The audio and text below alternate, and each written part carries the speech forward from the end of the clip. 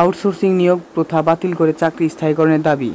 তো এই বিজ্ঞপ্তিটি কিন্তু দৈনিক ঢাকা পোস্ট নামক যে পত্রিকা, সেই পত্রিকাতে প্রকাশ পেয়েছে। এখানে দেখুন, আউটসোর্সিং প্রক্রিয়া সেবা গ্রহণ নীতিমালা ঠিকাদারের মাধ্যমে নিয়োগ প্রথা 2018 বাতিল করে কর্মরত সকল আউটসোর্সিং কর্মচারীদের বহাল রেখে বয়স শিথিল করে চাকরি স্থায়ীকরণের দাবি জানিয়েছে বাংলাদেশ আউটসোর্সিং কর্মচারী কল্যাণ পরিষদের কেন্দ্রীয় কমিটি। মঙ্গলবার 3 সেপ্টেম্বর বিকেলে জাতীয় প্রেস ক্লাবের আব্দুস সালাম হলে আয়োজিত এক সংবাদ সম্মেলনে এসব কথা বলেন পরিষদের সভাপতি মাহবুবুর রহমান আনিস। তিনি বলেন, টেন্ডার জটিলতায় কর্মরত অনেকের চাকরি চলে যায়।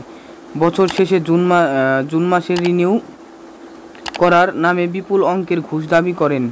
না দিলে চাকরি চলে যায়। প্রতি মাসে বেতন পাই না, কখনো কখনো 5 থেকে 6 মাস, আবার 1 থেকে 2 বছরও বেতন বকেয়া থাকে। অনেক ক্ষেত্রে কোনো অপরাধ ছাড়াই বিনা কারণে এই কথায় কথায় চাকরিচ্যুত করা হয় দক্ষ কর্মচারীদের।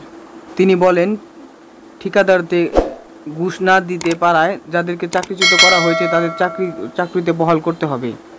তিনি আরও বলেন, আমাদের মূল দাবি জাতীয়করণ করা।